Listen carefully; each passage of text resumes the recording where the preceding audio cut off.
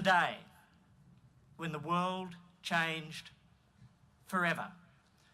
This was the day when families were separated forever. And this was the day when the guardians of Fort Nepean wrote their names into the history of Australia forever.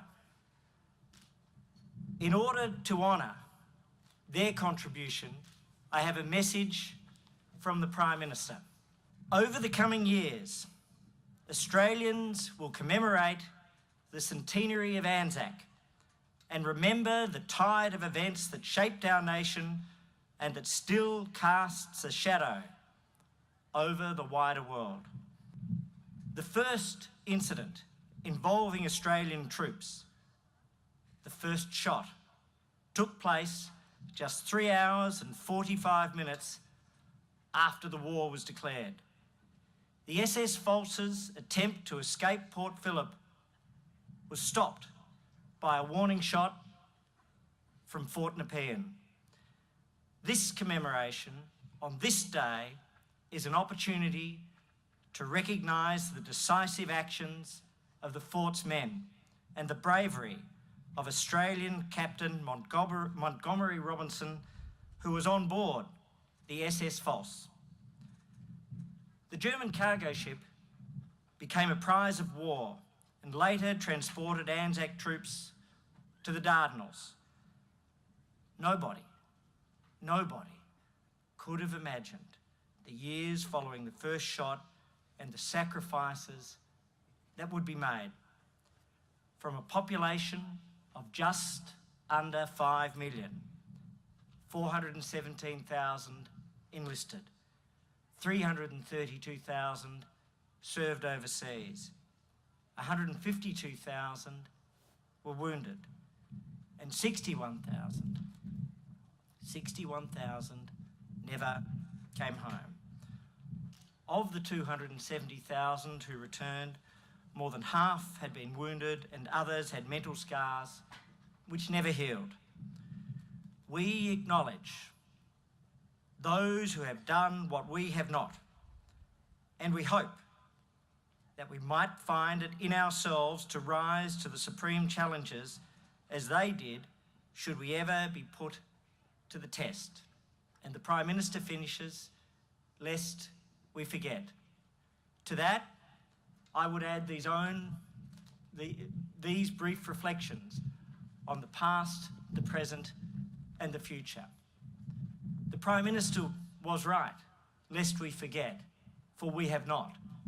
Churchill was right, that the deeds of those who would fight in the Great War would be remembered 100 years hence.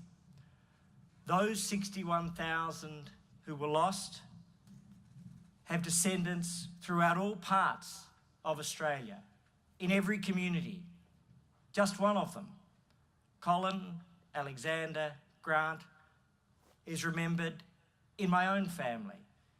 He was my grandfather's brother. But in every community, in every town, in almost every family, there are echoes through until today of the service of men and women throughout the last 100 years. But this brings me to today. Look around you. Look at this magnificent part of the country. This is what they fought for. The natural world that we have, the communities that you drive through on the way down the Mornington Peninsula, and the incredible freedoms and the life which we have. And so, in acknowledging what we have today, I want to particularly thank the organising committee for the first shot, the extraordinary men and women who have worked tirelessly, people such as Francis Traynor, those from Parks Victoria, from the Department of Premier and Cabinet, in particular from the Office of Martin Dixon, Russell Joseph, Tina McGuffey, who has been tireless, Captain David Garnock, representing the Mornington Peninsula, but above all else, a man who would not say no who had the vision and the foresight and the energy to bring this commemoration to being, Major Bernie Gaynor, the magnificent Major Bernie Gaynor. And Bernie, as you are sitting next to the Governor, as of today, magnificent will officially be spelt with a capital M. I would also note, however, Bernie, there is the captain of a cargo vessel just leaving the Heads who may remember the name Bernie Gaynor with a slightly different epithet as he reaches for a bottle on the bridge after the cargo vessel passed through at exactly the moment of the first shot. To everybody here, though, there is one other group of people I wish to acknowledge. And as we look around this community, we look to the future. And we look on the hill where the young people of Sorrento Primary and Bonio Primary, of Dramana Secondary and other schools are all represented here. And you are our future.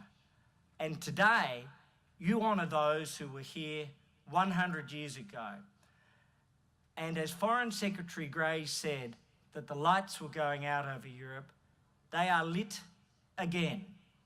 And this moment, 100 years on, is the beginning of your watch and your time and your shining moment. And so we say to you, thank you for honouring your grandparents and your great-grandparents and those that came before. Your task begins now to keep those lights aflame, never to forget, always to remember, and always to stand for the peace and for the freedom for which those who served in the Great War strove so magnificently. Thank you.